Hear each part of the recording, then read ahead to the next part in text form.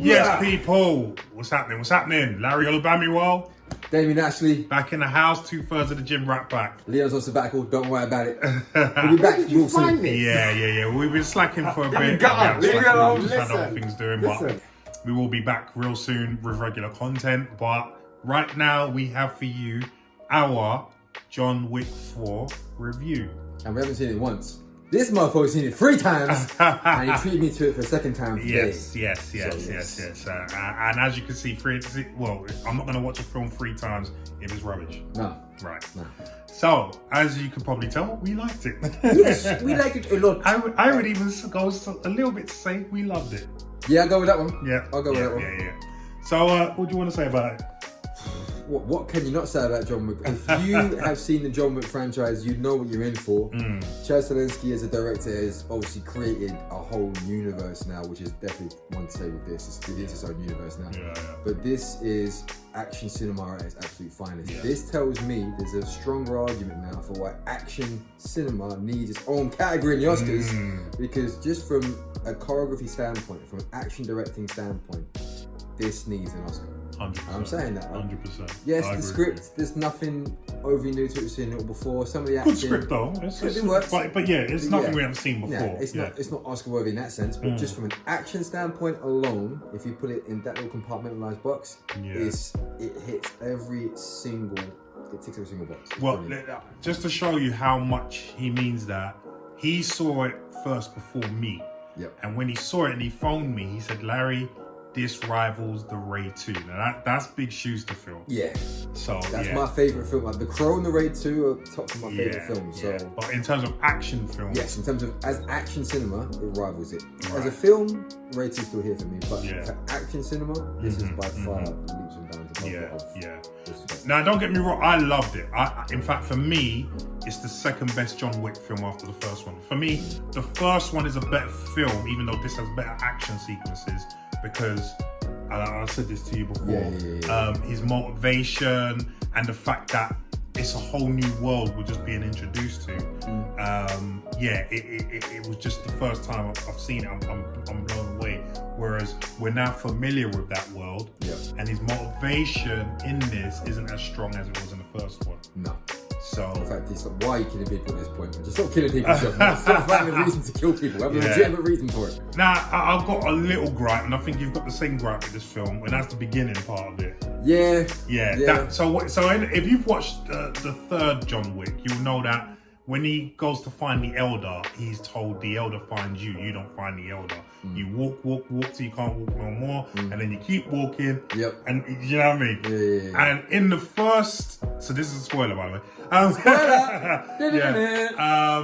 But in the first bit of the film, he's shooting some guys in the desert, and then he finds the Elder. Like, what happened to all that stuff in the third one? Like, it's all made redundant. Do you know what I mean? So it's a small gripe, truth be told, but still, Chad wanted a nice desert scene. We get it. You want to go back with the horses and have him in a suit chasing them down. We get it. But I want the knife. You're carrying on with Leo. Keanu Reeves is fantastic for this role. His acting style just works for this. Donnie Yen. I mean, that's all I need to say. That's all I need. This guy, how old is he? Donnie Yen turns 60 in July this year. 60! And he's doing most, if not all, of his stunts, and the moves he can still pull off at 60 is ridiculous. The speed. It's criminal that it took this long for Donnie Yen to be noticed in American cinema. Yes, we can say he made an appearance in Blade 2 and choreographed it. Yes, we can say that he appeared in Star Wars, but Donnie Yen should have been... He was originally auditioned for Dragon, the Bruce Lee story, back in 93, and then did it. But like, if you look at what Donnie Yen can do and his ability with action cinema, like his finesse, his fluidity.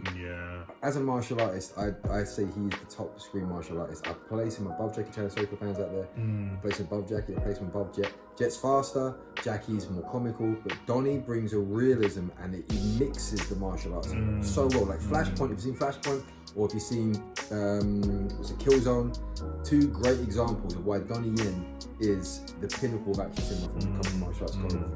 And he steals the scenes in. For me, the moment where you first introduced to him, there's a brilliant scene for those that have seen it. Spoiler again. He sat there with a bowl of noodles. Oh yeah. And Marco Zorro, another great martial artist, is in there. He's like, hey, blind man. Yeah. Do your job. And he's there munching his noodles. Looks at him. Okay. And then just the finesse cruise along the floor and starts busting up men real quick. Exactly. But in the way Donnie Yen does. And there's only another actor that's ever brought, and the reason why it works in the film he's in with him is because of the finesse he has. But the other actor has brought that kind of rhythm to fight sequences is Wesley Snipes. And that's why when Donnie was in Blade 2, it works so well. Because there's a relationship, a dynamic in terms of the rhythm and the kinetic energy that's in that fight. 100%. And it's all over the show in this one. It's every single scene is in. Yeah. So Donnie Yen, chef's kiss on that one. Hiroyuki Sanada as well, obviously. It just is. I wish he was more in this film. That sword fight with Donnie Yen, I wish.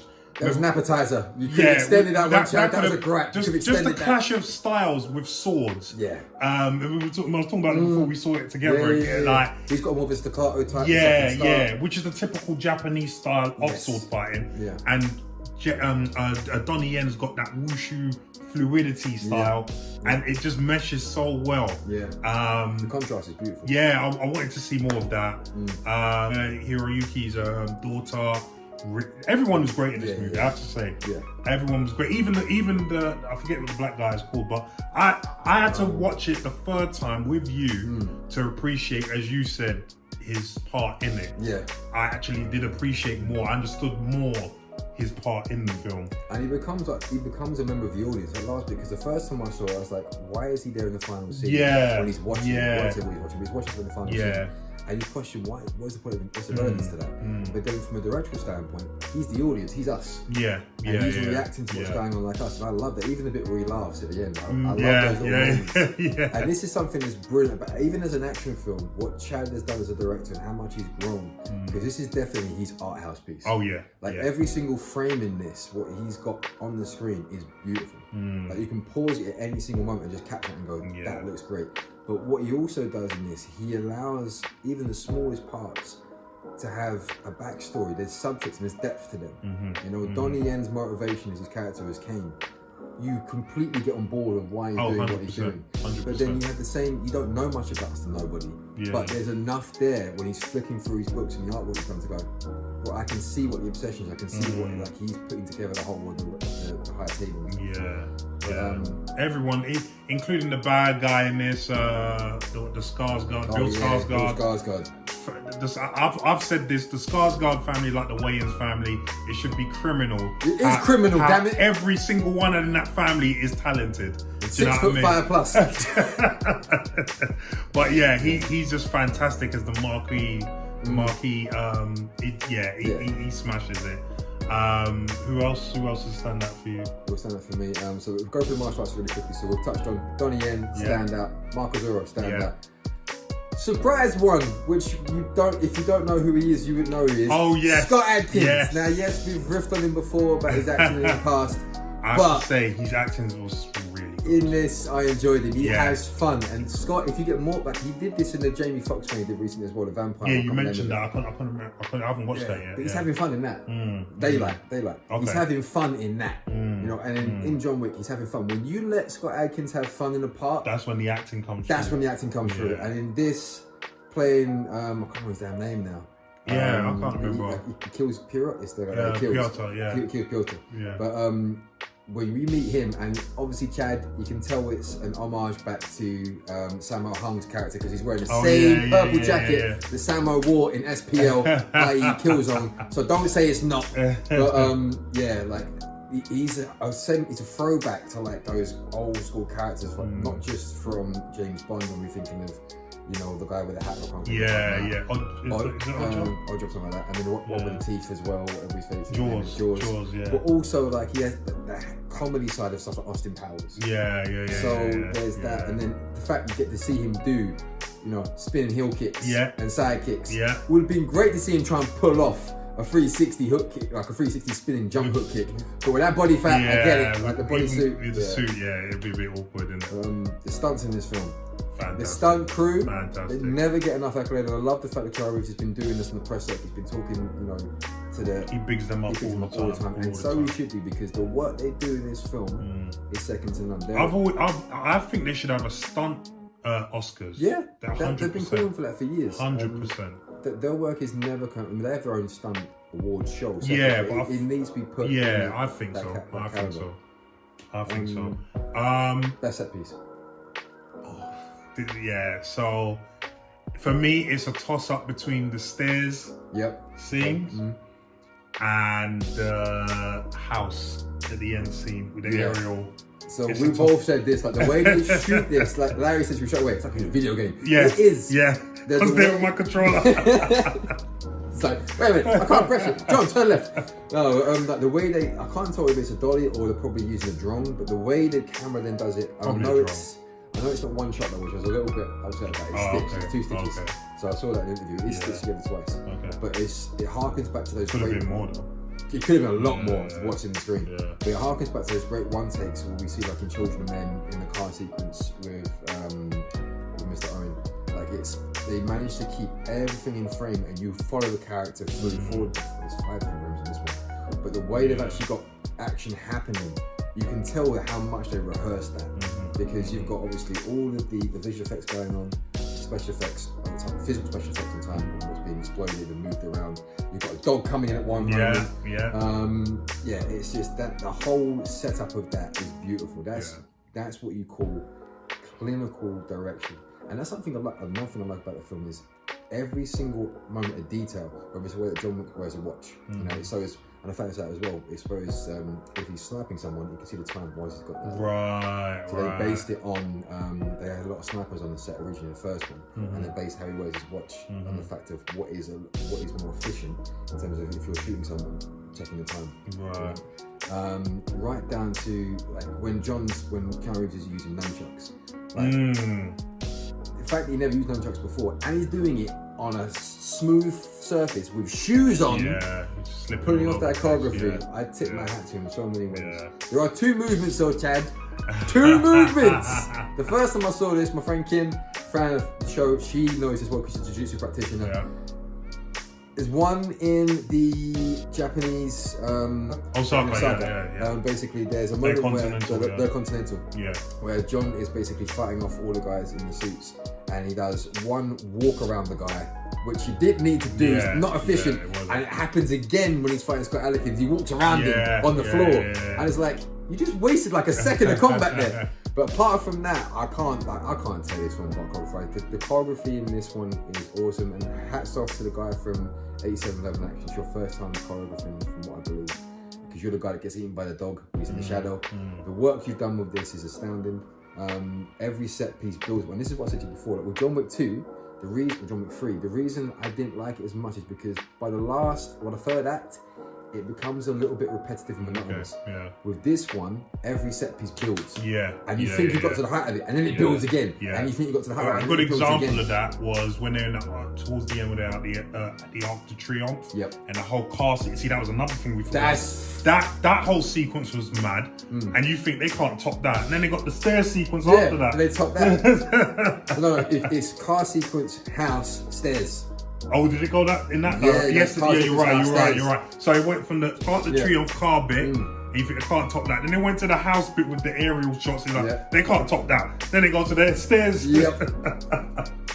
And there's also one thing, we've picked on this before when we've talked about Triple R on our trailer reviews, and we talk about the Fast and Furious. Obviously, the one thing we don't like on the channel is we want a bit of verisimilitude. Yes.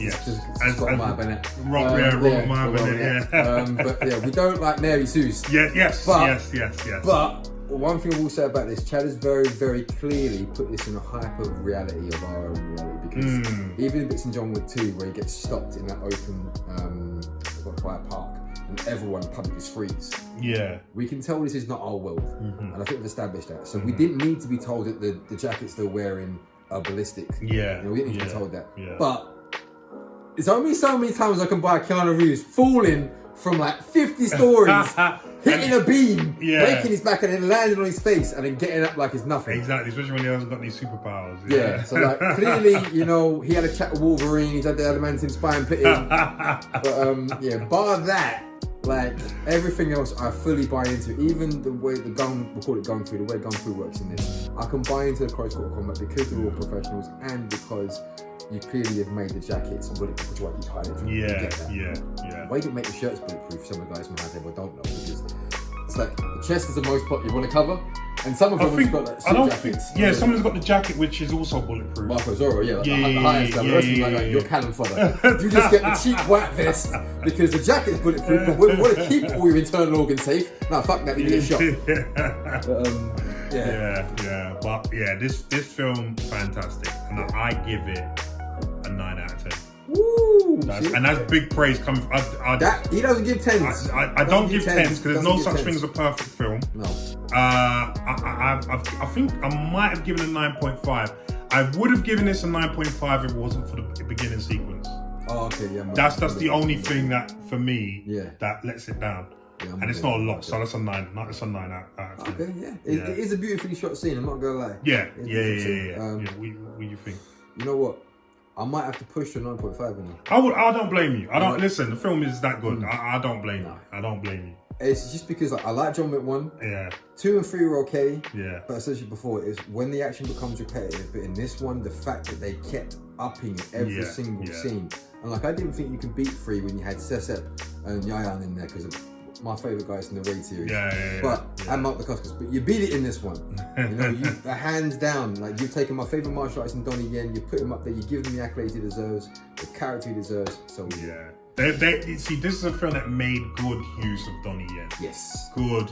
I mean, listen, we spoke about this when it happened, but in that sequence in the Osaka Continental, how the man can, at his age, still get off the... Because when he did that pop jump front kick to kick the sword out of... was it John Wick? That's one of the henchmen. One of the henchmen. No, it's not. It's John Wick. It was John Wick, isn't it? Yeah. From when you see it from the trailers... It looks like he's standing when he's doing that, right? He's not. He's coming from the floor. Do you know how hard it is to do that? At 60! Right. It's crazy what this guy can still do. You know what I mean? If I can have half of your athleticism at 60 Donnie Yen, I'd be very happy. I'll be very happy. Very happy. So yeah, this film just ticks all the boxes in terms of action. And it's a must watch, I think.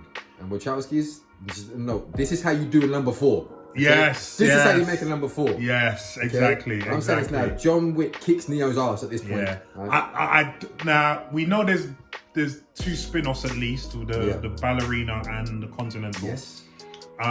Do we think with the ending? Should we mention the ending? Again, spoiler. So if you don't want to say it, close your ears a few seconds again. John Wick dies at the end of this, right? Yeah. So there has been talk of a John Wick 5. Yes. Now the way he dies, there is some scope for him to come back. Especially seeing it this time, the dog where he looks to the left. The first one didn't really think about it. Yeah. But there's a bit where, because it's obviously it's Lawrence Fishburne's dog, and he's left the screen, and what's his face is on the right of the screen. And then the dog looks to the left. Yeah. As he goes, do you think, where is he, heaven or hell? Yeah. So who's he looking at? Yeah. Like, have you done that since you went in a tree somewhere? Yeah. Yeah. And there's a lot, because like obviously at the end sequence when he's doing the whole standoff with Donnie Yen. Yep. And I told when they say, those who cling to death live, those who cling to life die. Yeah. And it's like, has something been worked out between you two? Yeah. Do you know what I mean? Especially when they met in the church and beforehand, you know? And then he's helping him up to this, because if any, you'd want to kill him there and there, innit? Yeah, but it's the camaraderie, it's the brotherhood between the 2 of them. It's like, so I think, to your point, I think they might have had that discussion at the top of the stairs, then they had the discussion. Maybe, yeah. But yeah, it's listen, this film is the nuts. It definitely the nuts on that one. And there's also one last little quick thing, and something you brought up during the screen, like your favourite line, you went to me. It's my favourite line in a second. Going back to what Larry mentioned before, I wasn't bagging on the script. What we're saying was it's nothing we haven't seen before in regards to the narrative. But it doesn't mean they didn't pay attention to the actual dialogue. And there's a beautiful moment with Shinoki Sanada and Keanu where they're sat in Osaka upstairs on the balcony. And he turns around and Yuko Kiyo's verbatim, I forgot it. Yeah, John Wick apologizes to Hiroyuki for bothering him, obviously, because he knows he's going to bring trouble to his daughter. And Hiroyuki comes out with something I'm always going to remember, actually. Yep. Friendship is... Oh, now I've got to remember it. Friendship is basically... Okay, I won't say verbatim because I'm not sure. But he said something to the effect of, friendship isn't real true friendship if it's convenient. Yeah. Do you know what I mean? Yeah. Which, if you've had true friends, you know that friendship isn't worthwhile. It's convenient. Yeah, something to that effect. Yeah. Which that says it all. That says it all. That is what friendship is about. Yeah. You know what I mean? Big time. There you go. On that one because it's been so many times. Like, fuck it. No. So yeah, both ways. This boy has asked me enough times to say, so yeah. Trust me, both ways. But yeah, that is our take on John Wick 4. Fantastic film. Go out there and watch it before it comes out. Off the cinema. Yes. Into streaming. Please do. Yeah, it's a cinematic experience. It has to be. Like, go and support Action Cinema right now. Go and see it. It's open out for 3 weeks, but just go and see it right now. Yeah, it's made a ton of money already. Yeah, I don't care. Make more. Action Cinema needs to keep going and lifting. So please make more. Definitely. So, anything else? No, that's it. That's it. We'll be back. And if you got any ideas for the show, if you got something you want to speak on, we are going to be doing just one day a week, but we do a little bit between ourselves. Yeah. But yeah, we will be coming back. And if there's any ideas you have or ideas for us to talk about, anything you think that we actually would enjoy looking at, please you got some comments down below. Or email us. Yeah. But till then, ta-ta.